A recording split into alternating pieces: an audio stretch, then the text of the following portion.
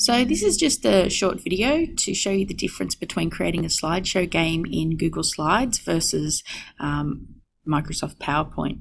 So this game has been created in Google Slides, and when we present it, if I need to click to the next slide or to the linked slide, I need to click on the buttons to ensure that I go to that slide. So I clicked on the button that takes me to slide 2. Now, if I go 5 plus 2 equals 8, let's say I get it wrong, if I click the 8 button, it will take me to the incorrect slide. So let's check that.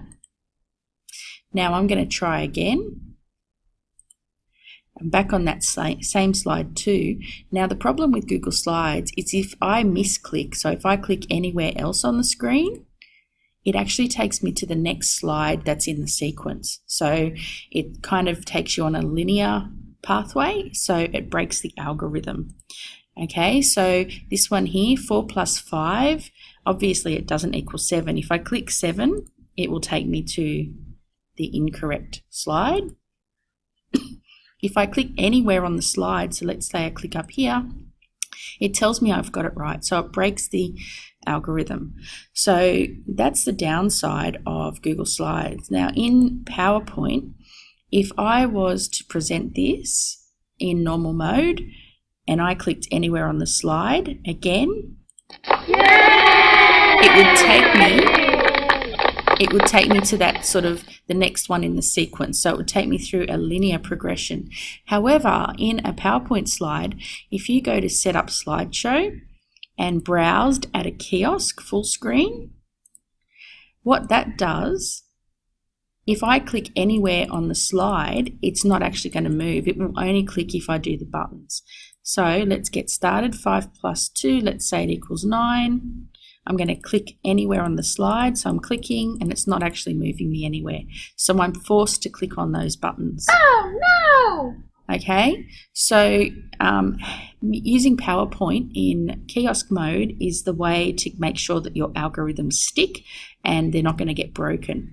Now, what you can do if you create your slideshow game in Google Slides, and I tend to find that a little bit better in terms of kids collaborating on the one document. It's a little bit less tricky than Office 365.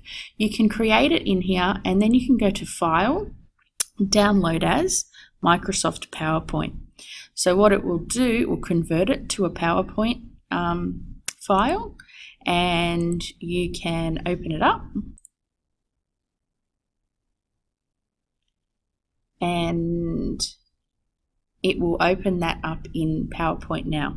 And again, enable editing, and you can set up kiosk mode again in PowerPoint. So one benefit that comes from this is that your kids will be able to see how we've got Google Slides and we've got Microsoft PowerPoint. They're two different pieces of software from different companies, but they essentially do the same thing. And it also gets them aware of the limitations that some pieces of software have. So, you know, Google Slides might be better for collaboration, but in terms of making sure our algorithm stays intact, it's better using Microsoft PowerPoint in kiosk mode. So it's about choosing the right tool for the job, and this is a really good skill that we can teach our kids. So yeah, you can either start in PowerPoint and do the whole thing in that, run it in kiosk mode, or start in Google Slides, download it, run it in PowerPoint. So yeah, it depends how comfortable you are, depends how confident your kids are with technology. The decision ultimately comes down to how you want to run it in your classroom.